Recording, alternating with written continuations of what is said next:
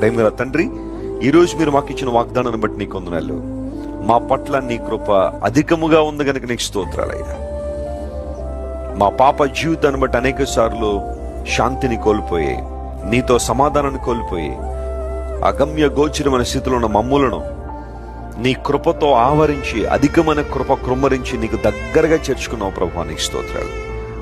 భూమి కంటే ఆకాశం ఎంత విశాలముగా, ఎంత ఉన్నతంగా ఉందో, మా పట్ల కూడా అంతే విశాలమైన ఉన్నతమైన కృపను కృమ్మరించినందుకు నీకు స్తోత్రాలయ్యా.